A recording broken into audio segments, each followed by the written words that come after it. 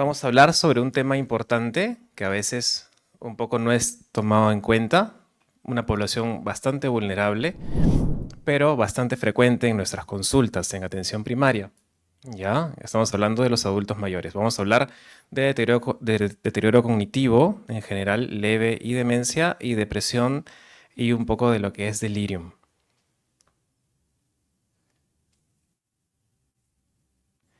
Estamos en la década de la promoción de salud en el adulto mayor, según la OMS. Ya, este es un poco el contenido que ya hablé. ¿Qué es salud mental en general y dirigido a adultos mayores? Es un estado de bienestar en el cual el individuo es consciente de sus propias facultades, ¿sí? Puede afrontar las tensiones y vicisitudes normales que nos depara la vida, ¿no?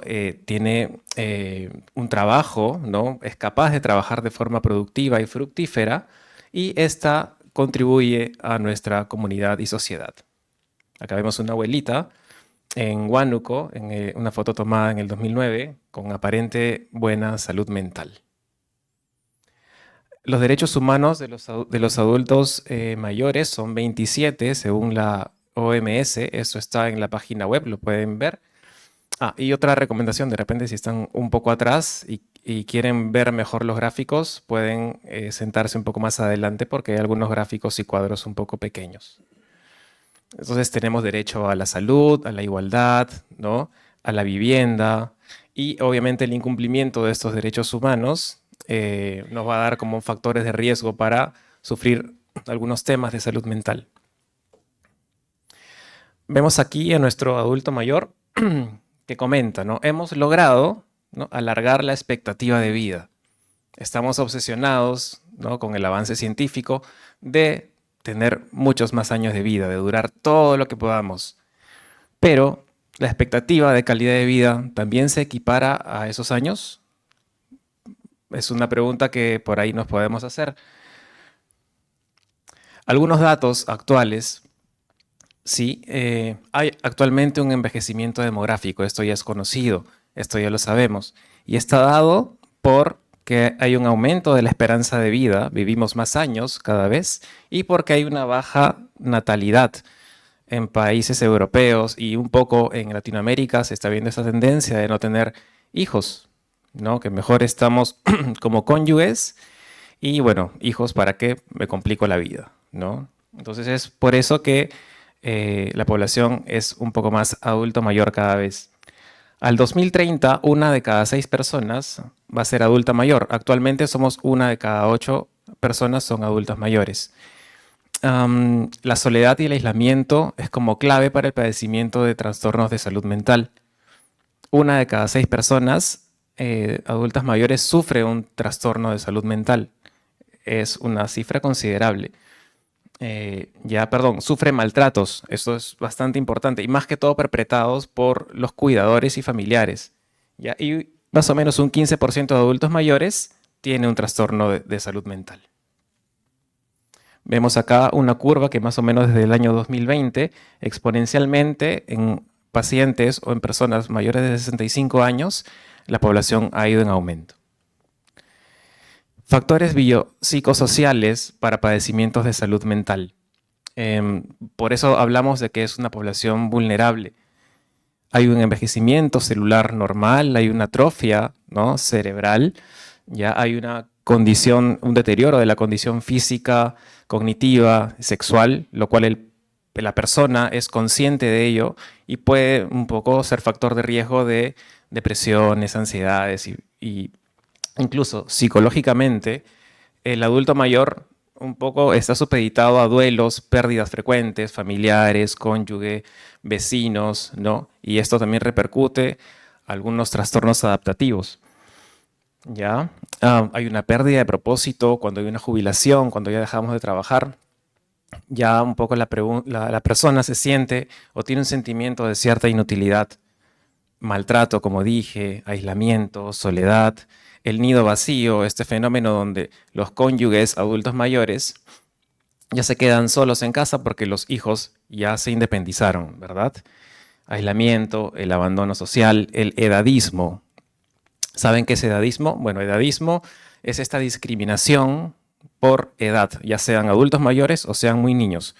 No te voy a brindar ese trabajo, no hay oportunidades laborales porque ya eres un abuelo y pues no puedes hacer las cosas bien, ¿no? O un poco minimizar o ningunear a la persona adulta mayor por tener una edad avanzada. El estigma y también las nuevas tecnologías, como los dispositivos digitales, que de repente hace que el paciente adulto mayor se aísle aún más. Bueno, entrando ya a la primera patología, que es el deterioro cognitivo, es una mezcla de síndromes. Hemos hablado ya un poco del envejecimiento normal, ¿no? Cuando ya somos adultos mayores, puede ser que tengamos algunos síntomas muy leves, muy desapercibidos, ¿no? O sea, no es la cognición tal vez la misma que cuando éramos de 20 años, de 25, eso es fisiológico y normal. El deterioro cognitivo leve, haciendo como un continuum, ¿no? Sí, ya lo voy a explicar más adelante, pero sí hay una afectación un poco mayor y la demencia como consecuencia de este deterioro cognitivo también tiene un impacto mucho más importante. Esto lo voy a explicar más adelante. ¿Cómo puedo darme cuenta yo de cuándo un olvido es benigno o cuándo es patológico? ¿Ya? Algunas diferencias. El olvido benigno es cuando la persona adulta mayor se olvida algo no sé, muy pequeño, como una fecha, un nombre, y luego esta persona sí puede recordarla. Ah, me olvidé esto, uy, ya me acordé, te llamas así, ¿no? Eso es un olvido benigno, ¿ya?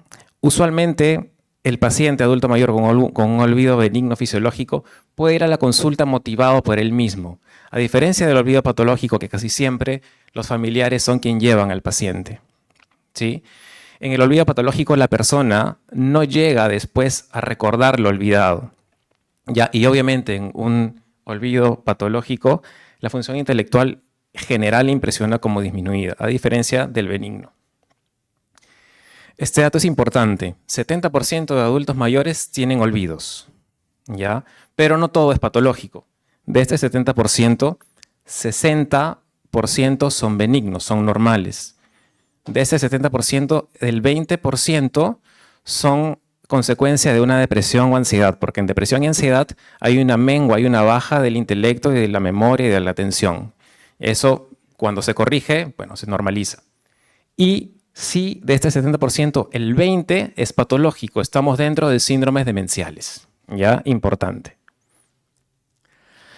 Acá hay 6 dominios que se realizan en la evaluación neuropsicológica, ¿ya? Resalto en amarillo la memoria y aprendizaje, porque en demencia o en deterioro cognitivo leve es la primera que se afecta, ¿ya? La memoria inmediata, la memoria a largo plazo, la reciente, ¿ya? Y tenemos otros dominios que también se ven afectados en estos cuadros. Por definición, y quiero que presten atención un poco para que lo diagramen bien de aquí en adelante, deterioro cognitivo leve no afecta la independencia de la persona, del paciente, ¿ya? Puede ser mínimamente afectada las actividades cotidianas del día a día, sí, pero el paciente es independiente, es funcional, ¿ya? Pero sí tiene un deterioro cognitivo en al menos uno o a más dominios de los 6 que un poco mencioné. Y este deterioro cognitivo leve puede dividirse en dos, en el amnésico y en el no amnésico. Y señalo esto porque es importante, porque el subtipo del deterioro cognitivo leve amnésico de un solo dominio de la memoria, cuando hay una afectación de la memoria, es más o menos relacionado con etapas iniciales de la enfermedad de Alzheimer. En demencia, que es anteriormente decíamos demencia, pero en el argot médico ahora nos sugieren hablar de trastorno neurocognitivo mayor, ¿sí? Hay un deterioro cognitivo en uno o más dominios, así como el deterioro cognitivo leve, pero con una afectación significativa e importante del funcionamiento y la independencia. Aquí ya hay una merma, hay un declive de las funciones cognitivas del paciente. Esta enfermedad, según el DSM-5 o el CIE-10, no está explicada por el delirium o por alguna otra enfermedad mental, ¿sí? Y el curso obviamente es progresivo y puede ser dividido en leve, moderada o severa. Prevalencia en la epidemiología en deterioro cognitivo leve, hasta un 25% de adultos mayores la pueden padecer, mayores de 80 años. Un cuarto de adultos mayores de 80 tienen deterioro cognitivo leve. En demencia, cada 3 segundos se diagnostica un paciente con demencia en el mundo. Ya actualmente hay 57 millones de pacientes con demencia, ¿ya? Y se ha visto que al año 2050 esto se va a triplicar. En Estados Unidos es la quinta causa de muerte en mayores de 65 años y la enfermedad de Alzheimer, como ya etiología de demencia, es la más frecuente, un 70%. Factores de riesgo de ambas. Como es un continuum, acuérdense que el deterioro cognitivo leve nos va o puede llevar a una demencia. Puede ser que no también, ¿ya? Puede ser que hagamos un trabajo y se detenga en deterioro cognitivo leve y no migre o evolucione a una demencia, ¿ya? Hay factores de riesgo no modificables y modificables. A la cabeza, en no modificables, que ya no son controlables, que vienen biológicamente con nosotros, está la edad avanzada. Es el factor de riesgo más importante. También tener antecedentes familiar de deterioro cognitivo, tener el alelo de la polipoproteína beta amiloide 4, ¿ya? Y para demencia, sí, el factor de riesgo también que se ha hallado es tener síndrome de Down o trisomía 21, porque este alelo está ubicado en el cromosoma 21. En factores de riesgo modificables, eso es importante, ¿no? Nos puede algunas condiciones crónicas, ¿no? Esta multimorbilidad, pacientes con hipertensión crónica, con accidentes cerebrovasculares, con obesidad, con dislipidemia, nos puede llevar a una demencia, enfermedades metabólicas, endocrinológicas, hipotiroidismo, hipoglicemia, hiperglicemia, ¿ya? Infecciones, el cáncer. Sabemos que el uso de polifarmacia nos puede llevar también a una demencia y peor aún cuando son fármacos que pueden deteriorarnos cognitivamente. Factores neurológicos, injurias cerebrales, accidentes cerebrovasculares, factores psiquiátricos, la depresión, por si acaso, que voy a hablar en un momento, es factor de riesgo de demencia y también es síntoma de una demencia, ¿ya? El estrés crónico, trastornos del sueño y el aislamiento son factores de riesgo. Y el dolor crónico, claro que sí.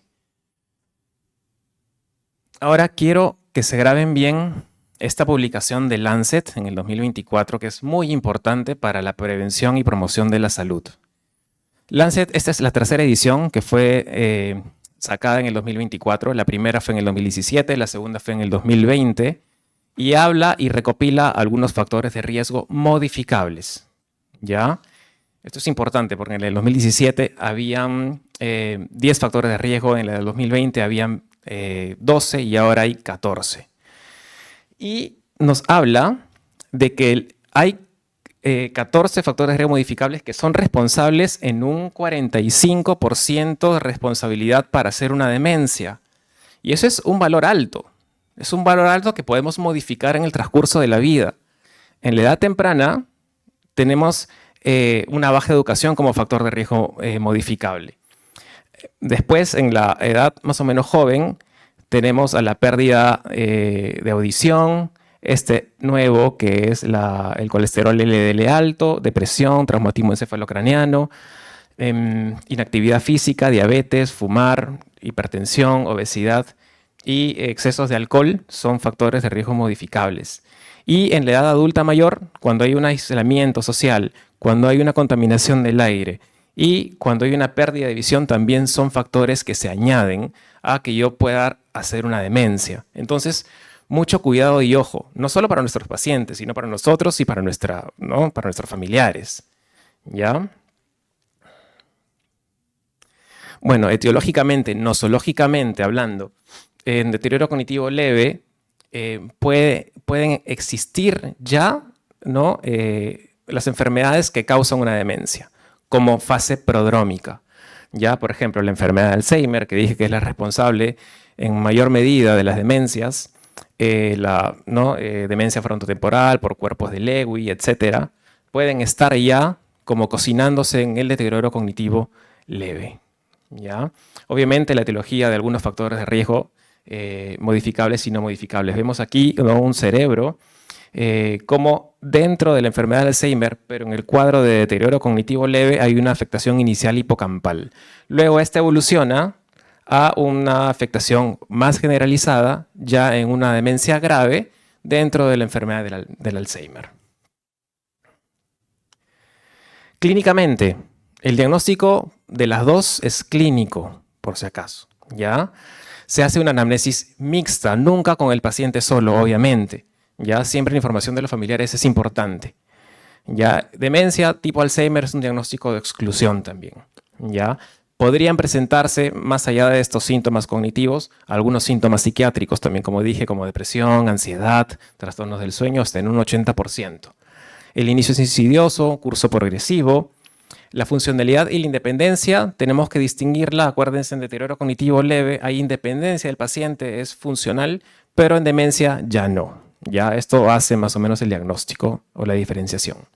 La clínica es más evidente en pacientes con nivel educativo alto. ¿Por qué? Porque pacientes poco estimulados, de repente con ya de infancia, con algunos temas de baja educación, son más difíciles de distinguir en la adultez mayor, un poco porque ese era el estado basal.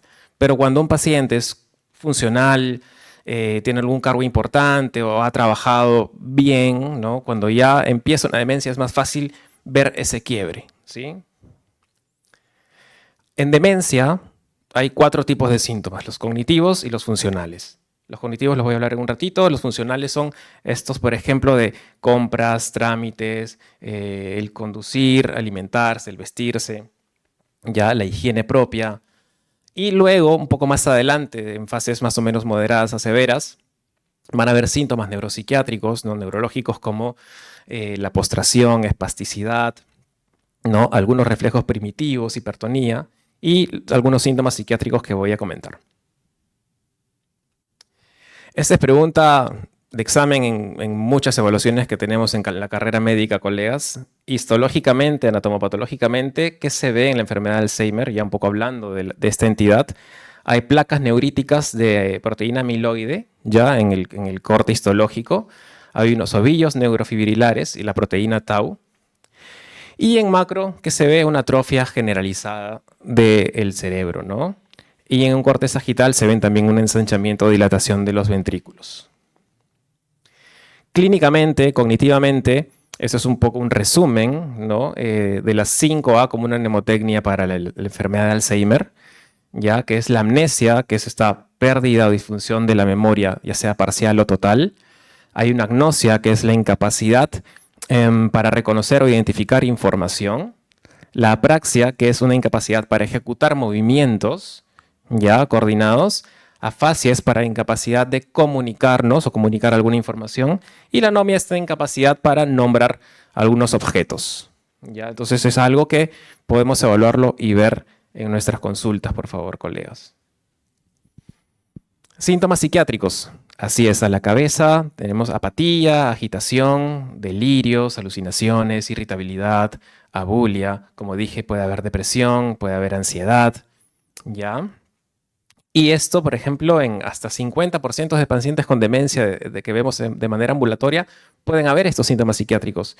Y en un 75% de estos síntomas psiquiátricos en pacientes con demencia hospitalizados. ¿Qué hacer?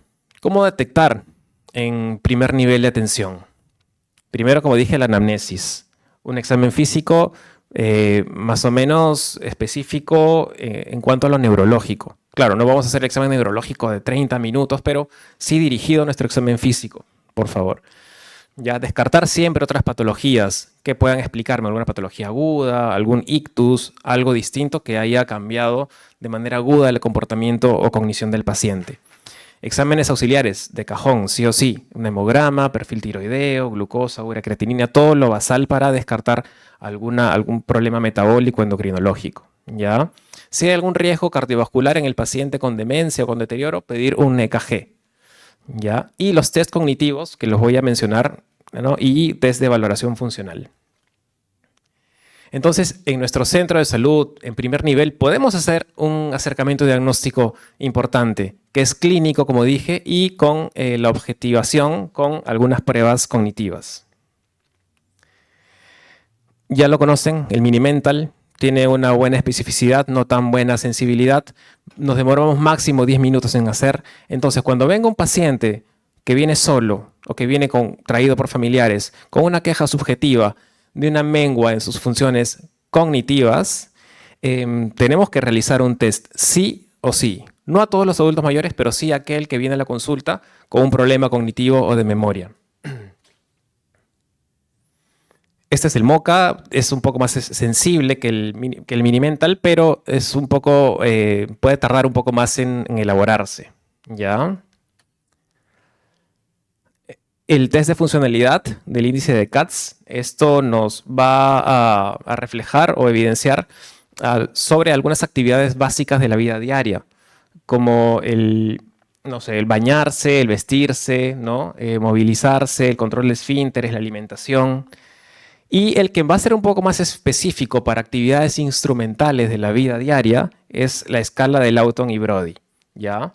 Esto sí, un poco va a evidenciar cómo cocino, el lavado de la ropa, hacer las compras, la calidad de mis actividades un poco más detalladas y específicas.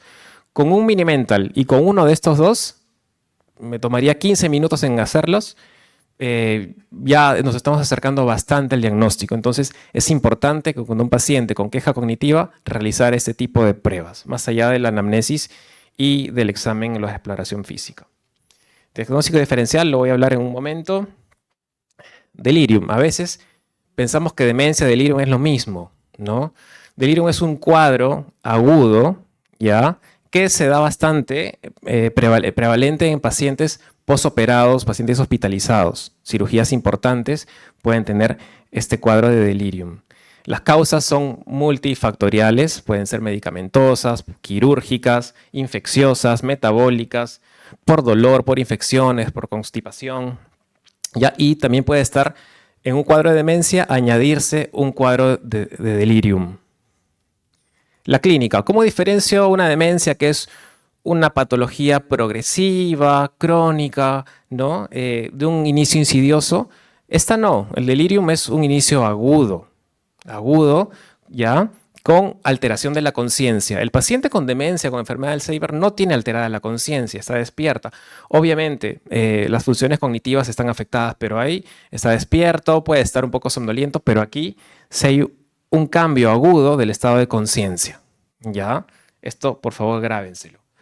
Hay una alteración también cognitiva, hay una evidencia de causa orgánica, ya pueden haber alteraciones del sueño y también síntomas psiquiátricos. El diagnóstico también es clínico. Ya pensamos que no, tenemos que hacerle una batería de exámenes para diagnosticar. Obviamente, tenemos que hallar la causa de fondo, porque el delirium tiene una causa de fondo infecciosa, metabólica, tenemos que verla y tratarla. ¿Ya? Entonces, manejo de la causa de fondo y también el manejo de síntomas psiquiátricos. Se pueden, ¿no? Que puede haber como alucinaciones, pueden haber delirios, como en la foto, ¿no? Vemos al pacientito que está alucinando y luego va a agredir a la enfermera. Se usan antipsicóticos de preferencia de segunda generación y melatonina para temas o trastornos del sueño. El diagnóstico ya más especializado, ya en otro nivel de atención, es también clínico, se hace una batería de exámenes, ahí se pueden realizar algunas imágenes a la cabeza, la resonancia magnética. El diagnóstico definitivo de la enfermedad de Alzheimer, bueno, definitivo es solamente post-mortem, es en la autopsia, ¿no? Con el corte histológico, ¿no? Donde se ven ahí pues las lesiones específicas. Se usan preferentemente una resonancia magnética en vez de la TAC. No es de rutina, pero también en dudas diagnósticas pueden hacerse punción lumbar para la observación del líquido cefalorraquídeo. Y en pacientes que han empezado una enfermedad de Alzheimer de inicio precoz o temprano, se puede hacer un cribado genético para familiares de primer grado. Tratamiento. Estilos de vida. En deterioro cognitivo leve, donde el funcionamiento es adecuado, ¿no? Todavía es funcional e independiente, los fármacos no están aprobados y no son utilizados de rutina en esta primera fase de un deterioro. ¿Ya? El ejercicio físico es importantísimo, el entrenamiento cognitivo, como vemos acá la señora pintando, dibujando, ¿no? Tenemos nuestras áreas de promoción de la salud del adulto mayor. Aquí tenemos que incentivar todo esto, una dieta adecuada, ¿no? Una dieta mediterránea para deterioro cognitivo o una dieta DASH, que es para pacientes con presión alta, también es la indicada. Socialización. Un paciente con deterioro cognitivo leve, que ya lo dejamos de lado, lo aislamos y no hacemos que comparte en su comunidad con familiares o con amistades, lo estamos llevando al hoyo. Mientras más se entrene socialmente, la reserva cognitiva va a ser mucho mejor, ¿ya? Y vamos a evitar que si posiblemente estamos dentro de una demencia tipo Alzheimer, esta se detenga, ¿ya? Entonces, como digo, actividades preventivas-promocionales, disminución de factores de riesgo. Y en demencia, sí, obviamente van a entrar fármacos. Ya cuando el deterioro es muy importante, tenemos a los inhibidores de la colinesterasa, a la cabeza el donepezilo, que actúa en todas las fases de la demencia, desde leve hasta severa. Así como la ribastigmina, la galantamina es solamente leve a moderada, y los agonistas de la N-metil de aspartato, como la memantina, que se utiliza desde fases moderadas a graves. Anticuerpos monoclonales que van como en estudio, se van aprobando algunas. Para síntomas psiquiátricos, como dije, antidepresivos cuando hay una depresión añadida o antipsicóticos. Hay que ver siempre en adultos mayores los efectos secundarios de estos. Soporte, calidad de vida, exposición a la luz solar.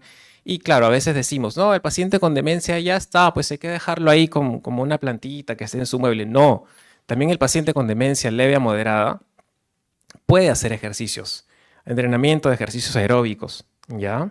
Y tratar obviamente temas del sueño. Entonces viene un paciente con queja cognitiva, con una queja subjetiva de una mengua de síntomas cognitivos. Le hacemos un test mini-mental, ¿ya? Y hay que evidenciar si es funcional o no es funcional. Si es funcional es un deterioro cognitivo leve y si no es funcional puede ser que sea una demencia, ¿ya? Y cuando es deterioro cognitivo leve hay que ver si es solamente del dominio de la memoria, porque este me puede llevar más fácilmente a una enfermedad de Alzheimer. En primer nivel de atención, reminiscencia, ¿no? una orientación médica a los familiares, una rehabilitación cognitiva, ¿ya? Actividad física, todo lo que se recomienda en promoción y prevención de la salud. ¿Ya? Y cuando hay una demencia, sí yo sugeriría obviamente hacer una referencia a un centro de mayor especialización para que inicien un tratamiento más indicado y una exclusión de otras enfermedades. Bien, vamos a entrar al otro campo, que es la depresión en el adulto mayor. Es importante esta patología porque es la segunda causa de discapacidad en el mundo y no es ajena a los adultos mayores. Igual que la demencia o que el deterioro cognitivo leve, un cuarto de adultos mayores la padecen y esto es una cifra muy, muy importante. Depresión en adultos mayores es más frecuente en damas, en personas con un bajo nivel educativo y de áreas rurales. Ya la soledad, el maltrato son bastante importantes como etiología.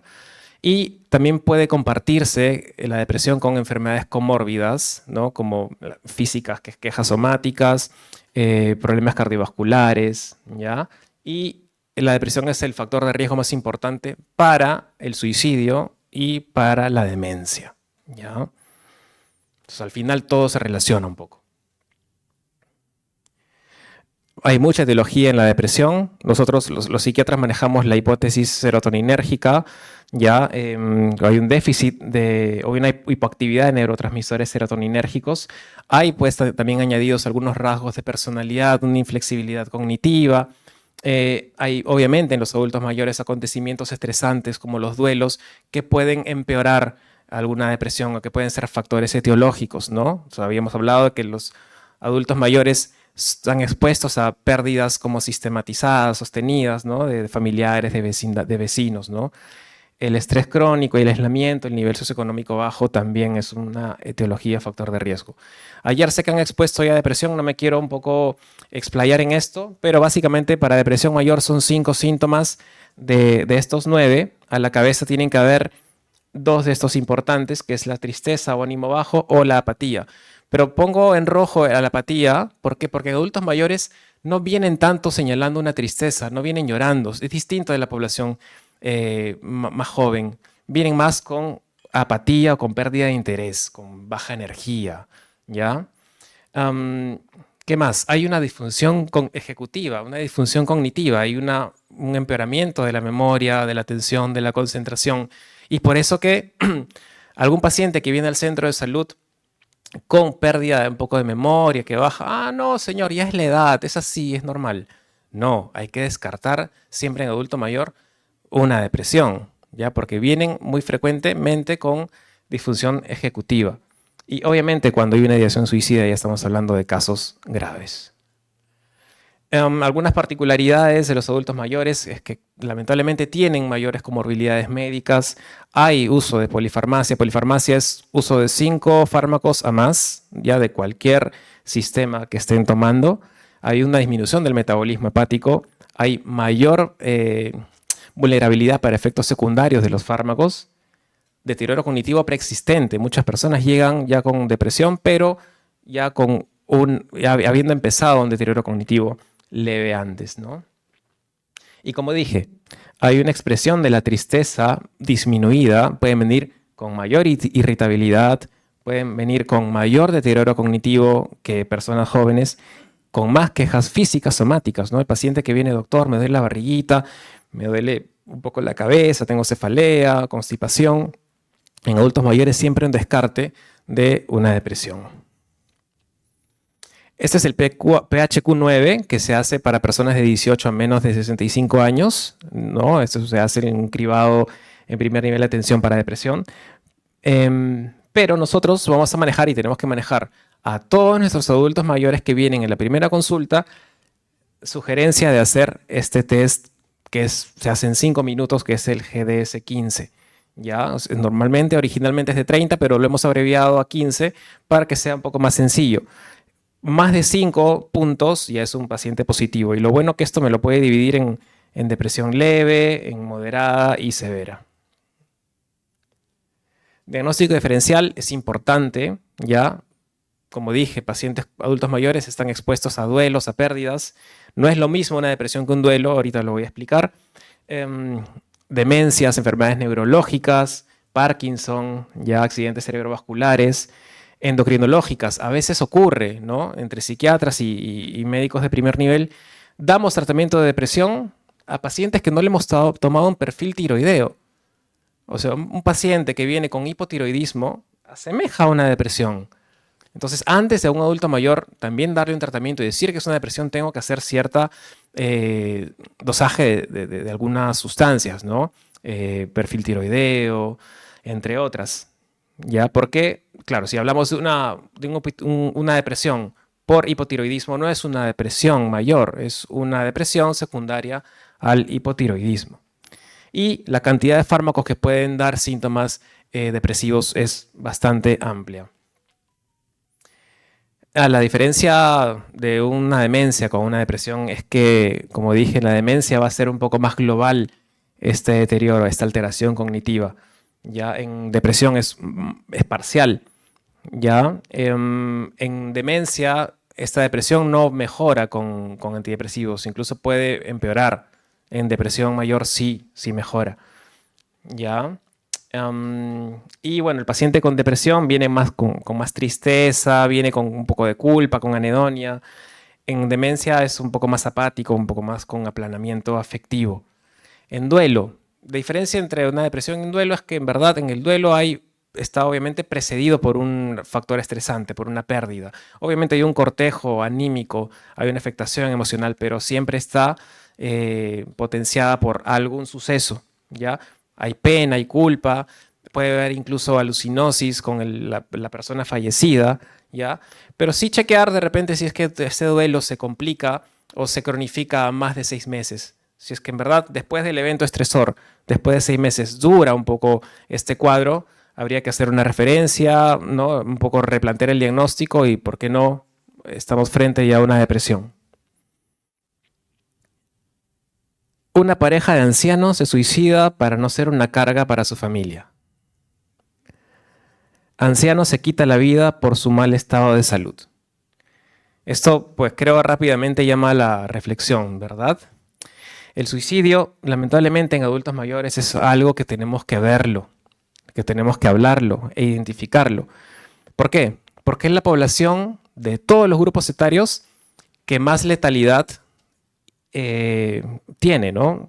Tienen el suicidio consumado más que otros grupos etarios, en más de 85 años, ¿ya? 1 de 4 suicidios se da en adultos mayores, según la OMS. Hay mayor letalidad de los objetos empleados, ahorcamiento, armas de fuego, envenenamiento, y frecuentemente es el primer y único indicio. O sea, no avisó. Sabemos que en suicidio ocurre esto, pero en adultos mayores es bastante frecuente el que uno se entere que cuando ya ocurrió el acto o el suceso, ¿ya? Y en primer nivel ya hay verbalizaciones de nuestros adultos mayores que vienen señalando, dando algún signo o refiriendo que algo está ocurriendo. Entonces, nuestro trabajo es captar, detectar y no soltarlos, ¿eh? Factores de riesgo. Si en depresión en general era para el sexo femenino, en suicidio es el sexo masculino, ¿ya? Puede haber alteraciones con enfermedades mentales o no diagnósticos también de enfermedad mental, ¿ya? Alcoholismo, la soledad, enfermedades físicas, somáticas, estados iniciales de demencia. El paciente siente que está perdiendo la memoria, es más proclive a cometer este acto, ¿no? Y obviamente chequear si hay acceso a armas de fuego. Conducta a seguir. ¿Qué debemos hacer? Hablar abiertamente de esto. El paciente llega y no lo voy a, bueno, disculpe, lo derivo a psicología. No, tenemos que hablarlo, tenemos que enfrentarlo, tenemos que verlo, ¿ya? El paciente lo comenta porque quiere ser escuchado y quiere que le hablen, ¿no? No necesitamos ser psiquiatras o psicólogos para un poco abordar este tema. Conceptualizarlo. O sea, si es un gesto, si es conducta, si es una idea. Evitar juicios de valor, ¿no? Ha pasado, y ustedes lo saben, que a veces juzgamos al paciente, pero ¿por qué lo va a hacer? ¿Pero por qué piensa eso si lo tiene todo? No, tenemos que un poco estar al nivel del paciente y entender por qué está ocurriendo ello, ¿ya? Siempre actuar por exceso. En riesgo suicida no se puede minimizar o ningunear este suceso. Un poco se tiene que actuar más adelante, ¿no? Tenemos que dar un paso más adelante, ¿ya? Siempre integrar a los familiares y allegados con consentimiento del paciente y una derivación, sean leves, moderadas, graves o extremas, siempre una derivación. Leve es la única donde no hay un planeamiento o una intencionalidad fuerte, pero desde moderada a severa sí hay una planificación y una intencionalidad, ¿ya? Entonces, ¿qué ocurre? En depresión, no detectar la depresión puede causar problemas psicosociales y médicos en nuestra sociedad o en el paciente, ¿no? El tratamiento a largo plazo de la depresión previene recaídas, previene la demencia, mejora la calidad de vida, alarga la vida y disminuye el riesgo suicida. En primer nivel de atención, nuestro trabajo es detectar al paciente con depresión. Referencia al centro de salud mental comunitario cuando son casos moderados, casos graves a un hospital psiquiátrico porque estamos hablando de una emergencia tal vez. Perdón. Y continuación del tratamiento cuando el paciente es contrarreferido. ¿Por qué no? Se da a veces que no se da la referencia, que va a demorar. Puedo ya iniciar algún tratamiento antidepresivo cuando la sospecha diagnóstica es bastante alta y he descartado algunas otras patologías. A la cabeza, en pacientes con depresión leve, la psicoterapia es lo más importante. Ya esto se da en primer nivel de atención con psicología, con psicoeducación, con consejería, y la terapia cognitivo-conductual, la activación conductual, son las más estudiadas y las más efectivas. La utilización de fármacos antidepresivos, ¿no? Se hace, según la guía de MINSA, se debería derivar, pero como dije, a veces no se puede y podríamos empezar en nuestro centro de salud algún tipo de tratamiento. Ya, desde depresión a moderada a severa. Leve no necesita psicofármacos. ¿Ya? Y con la escala que les dije, con una puntuación mayor de 10, ya podría ver que podría iniciar psicofármacos antidepresivos. Evaluar el riesgo-beneficio, siempre evaluar la polifarmacia del paciente, ¿no? ¿Qué otros medicamentos usa? Ver las interacciones. Los inhibidores selectivos de recaptación de serotonina, como fluoxetina, ¿no? Citalopram, sertralina, son los más utilizados. ¿Ya? Siempre dar algún antidepresivo que haya sido anteriormente eficaz en el paciente, ¿ya? Y siempre la farmacoterapia, los antidepresivos van bien o mejor con la terapia cognitivo-conductual añadida, con una psicoterapia, no solo fármacos, Y educar siempre al paciente adulto mayor por la adherencia. Doctor, pero no, ya estoy bien, a los 2 meses se quita el tratamiento. No. Más o menos una tabla, algo general para que tengan una idea. ¿Cuánto dura un tratamiento antidepresivo? Cuando un paciente tiene más o menos el primer episodio en su vida, solo un episodio único, el tratamiento es de 1 año. Cuando tiene ya 2 episodios depresivos en toda su vida, puede durar de 2 años a más. Y cuando tiene 3 episodios, estamos hablando de más de 3 años o un tratamiento crónico de por vida. Es una tabla importante de qué psicofármacos utilizar en adultos mayores. No es tanto como la edad joven, ¿no? O un paciente de 40, 50 años. Acá es un poco distinto por las condiciones particulares físicas del adulto mayor. A la cabeza se usan los IRS, como dije. La sertralina es el fármaco más estudiado que va mejor. El único problema es que se tiene que dar siempre después del alimento porque genera epigastralgia, ¿ya? Y tiene, ¿cómo elegimos un fármaco? Por la efectividad que tiene y por el menor riesgo de efectos secundarios. La sertralina no la tiene, más que todo lo que les comenté, ¿no? Escitalopram también va bastante bien. Mirtazapina, la particularidad, efectos secundarios que tiene es que puede dar sedación y aumento de peso, entonces hay que tener cuidado con las caídas con los adultos mayores. Ya, pero cuando hay un paciente con depresión y con insomnio, la mirtazapina va bastante bien, pero todos los psicofármacos, todos los antidepresivos tienen que ser titulados, tienen que ser aumentados poco a poco, nunca dar la medicación entera desde inicio, ¿ya? Los antidepresivos tricíclicos, como la amitriptilina, clomipramina, están contraindicados por los efectos secundarios anticolinérgicos que tienen, que esto nos lleva a una demencia, ¿no? Nos puede llevar a deterioro cognitivo, y también porque tienen problemas con el intervalo QT. Esto puede ser peligroso para adultos mayores, y también por la sedación. Entonces, no usar tricíclicos, no usar amitriptilina. Obviamente también promoción de la salud, ¿no? Fototerapia, ejercicios, acupuntura, yoga, una buena dieta es importante para los pacientes adultos mayores. ¿Cuándo derivar? Cuando hay un riesgo suicida, ya así sea una ideación, siempre derivar. Cuando hay una depresión moderada grave, cuando hay una recaída del tratamiento que ha estado llevando cuando el paciente empeoró, cuando hay una depresión con síntomas psicóticos, también es un manejo un poco más especializado. Cuando hay una depresión resistente que no mejora, ¿no? Ya por un buen tiempo de ensayo con algún fármaco, y cuando hay una alta comorbilidad con enfermedades físicas o el paciente es netamente frágil. Quiero detenerme ya para terminar en esta diapositiva sobre el uso de benzodiazepinas.